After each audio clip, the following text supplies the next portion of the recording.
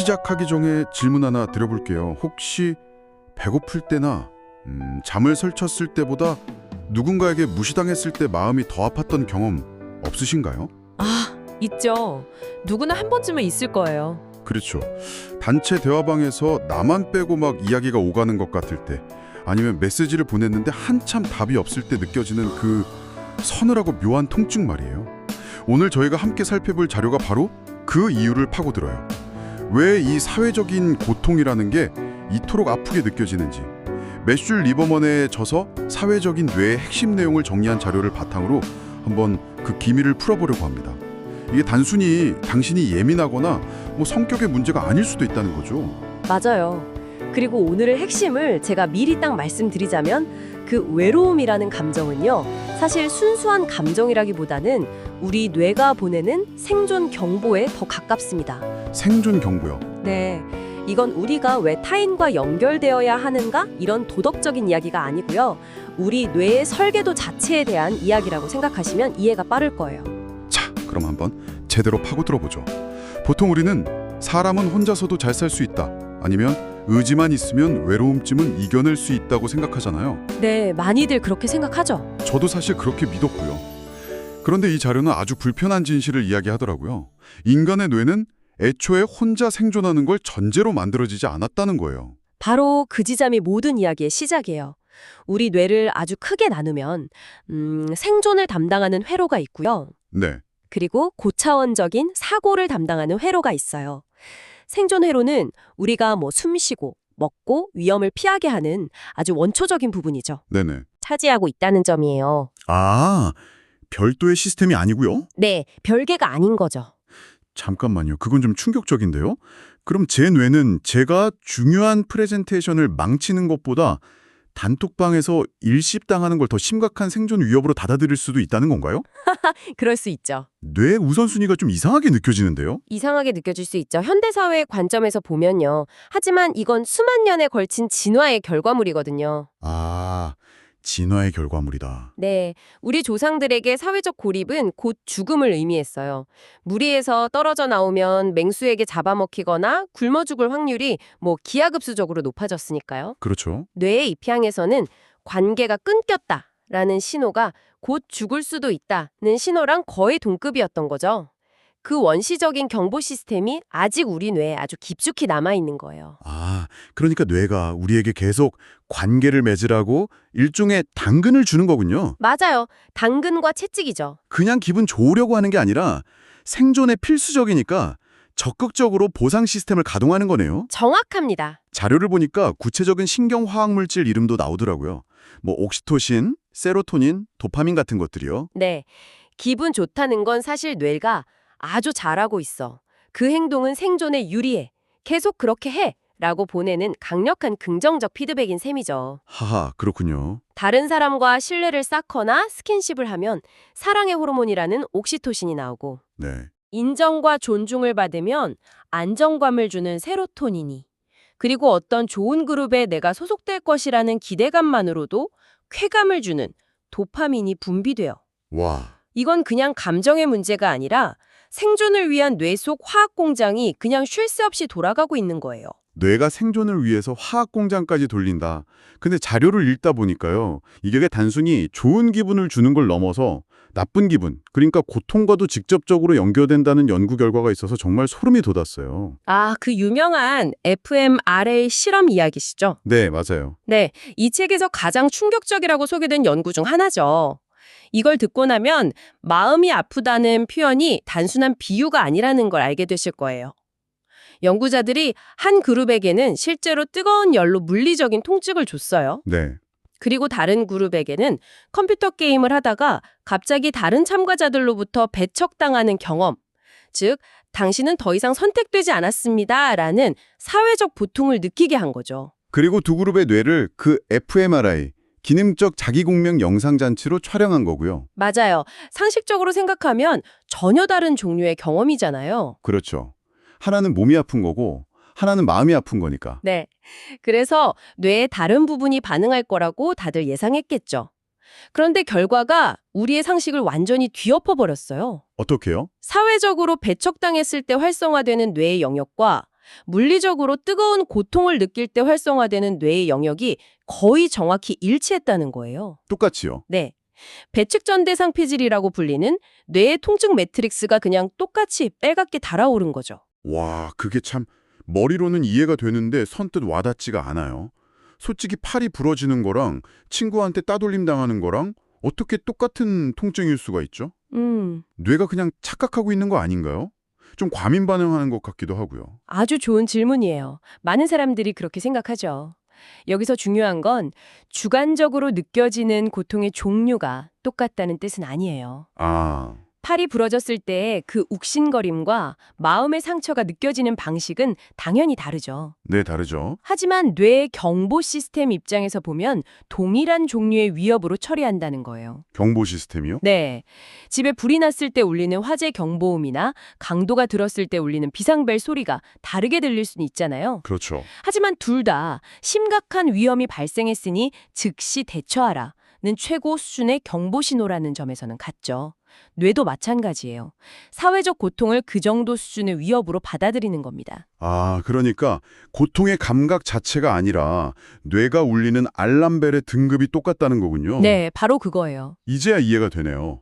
어쩐지 정말 외롭거나 속상할 때 몸까지 같이 아픈 것 같은 느낌이 들 때가 있었는데 그게 기분 탓이 아니라 실제로 뇌의 통증 회로가 돌아가고 있었던 거군요. 바로 그거예요. 뇌는 나 혼자다라는 신호를 단순히 슬프다는 감정으로 처리하는 게 아니라 몸에 가해지는 실제적인 위협과 같은 수준으로 판단하는 거죠. 와, 그래서 만성적인 외로움은 우리 몸에 직접적인 영향을 미쳐요. 뇌가 계속 비상사태라고 인식하니까요. 스트레스 호르몬인 코르티솔 수치가 만성적으로 높아지고 아, 그게 또 몸에 안 좋잖아요. 축시킬 수 있다는 연구 결과들이 계속 나오고 있어요. 자료에 나온 리버먼의 비유가 정말 강력했죠. 외로움은 담배처럼 서서히 몸을 망가뜨린다. 네, 맞아요. 담배가 몸에 해롭다는 건 모두가 알지만 외로움이 그 정도일 거라고는 아무도 생각 안 하잖아요. 정말 경각심을 주는 표현이에요. 맞아요.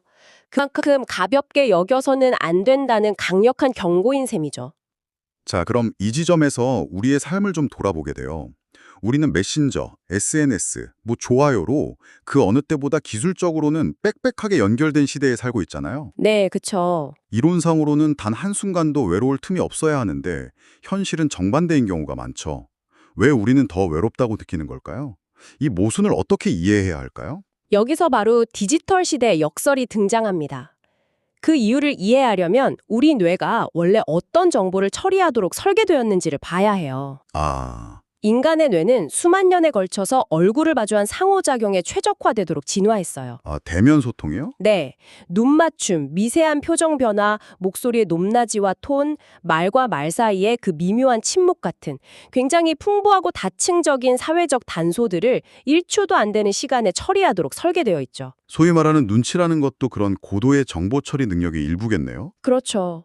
그런데 텍스트 중심의 소통은 뇌의 입장에서 보면 이런 정보들이 90% 이상 누락된, 저해상도 신호나 마찬가지예요. 저해상도 신호, 재밌는 표현이네요. 상대방의 표정이나 목소리 톤 없이 글자만 덜렁 받게 되니까 뇌는 그 비어있는 막대한 공간을 자신의 경험과 추측으로 채워넣게 되죠.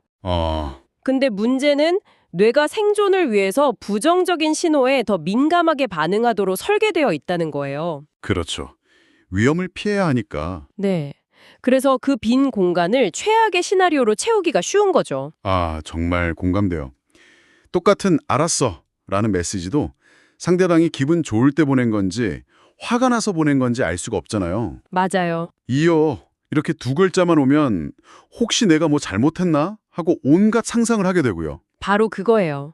그래서 아주 작은 오해가 눈덩이처럼 불어나서 큰 적대감으로 증폭되기 쉬운 환경인 거죠. 온라인에서 유독 싸움이 쉽게 나는 이유이기도 하고요. 여기서 정말 재미있는 발견이 있었어요.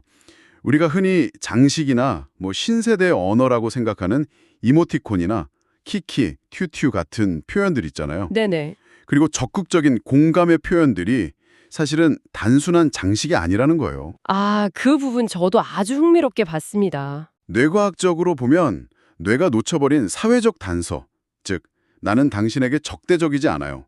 나는 당신의 말에 긍정적으로 반응하고 있어요. 라는 정보를 보충해주는 일종의 신경학적 보완장치 역할을 한다는 거죠. 신경학적 보완장치라는 표현 아주 정확해요. 디지털 소통 환경에서 오해를 줄이고 유대감을 형성하기 위해서 우리가 본능적으로 만들어낸 장치들이죠. 맞아요. 결국 현대 사회는 연결의 양은 폭발적으로 늘었지만 뇌가 만족할 만한 연결의 질은 오히려 떨어졌을 수 있다는 걸 시사해요. 그럼 이 모든 걸 종합해보면 우리는 어떻게 해야 할까요? 사회적으로 연결되는 게 생존에 필수적이다라는 걸 이제 알았으니 이제부터라도 무조건 사람들을 많이 만나고 인맥을 넓히면서 외향적으로 살아야 하는 걸까요? 하하, 사실 그건 생각만 해도 좀 피곤한데요. 하하, 그쵸. 자료에서도 그 점을 분명히 하고 있어요. 중요한 건 연결의 양이 아니라 연결의 필요성, 그 자체를 인정하는 거예요. 필요성 자체요? 네. 사람마다 배터리 용량이 다르듯이 사회적 관계를 통해 에너지를 얻고 소모하는 방식은 정말 천차만별이거든요. 어떤 사람은 10명의 친구와 시끌벅적하게 어울려야 에너지가 채워질 수 있고 어떤 사람은 단 한 명의 깊은 친구와 조용히 차를 마시는 것만으로도 충분할 수 있어요. 사람마다 필요한 사회적 칼로리가 다르다는 거군요. 맞아요. 필요로 하는 연결의 양은 사람마다 다르지만 그 연결이 반드시 필요하다는 사실 자체는 모두에게 동일하다는 거예요. 이걸 인정하는 게 첫걸음이죠. 내가 내향적인 사람이라고 해서 연결이 아예 필요 없는 초인이 아니라는 걸 받아들이는 것. 그리고 외향적인 사람이라고 해서 혼자 있는 시간을 무가치하게 여기지 않는 것. 그 균형이 중요해요. 그래서 당신을 위해 오늘의 핵심 내용을 3가지로 정리해드릴 수 있겠네요. 첫째, 외로움을 느낄 때 스스로를 자책하거나 부끄러워하지 마세요. 그건 당신이 나약하거나 문제가 있어서가 아니라 지극히 정상적인 뇌의 생존 신호니까요. 외로우면 연결을 찾는 게 당연한 거죠. 둘째, 남을 따라하기보다 내게 맞는 연결 방식을 찾아보는 게 중요해요. 시끄러운 모임이 불편하다면 조용한 1대1 대화나 같은 취미를 공유하는 작은 온라인 커뮤니티가 더 나은 해답일 수 있어요. 그렇죠. 양보다 질이죠. 네, 중요한 건 양이 아니라 나를 안전하다고 느끼게 해주는 연결의 질이니까요. 마지막으로 디지털로 소통할 때는 의도적으로 공감의 장치를 설계해 보세요.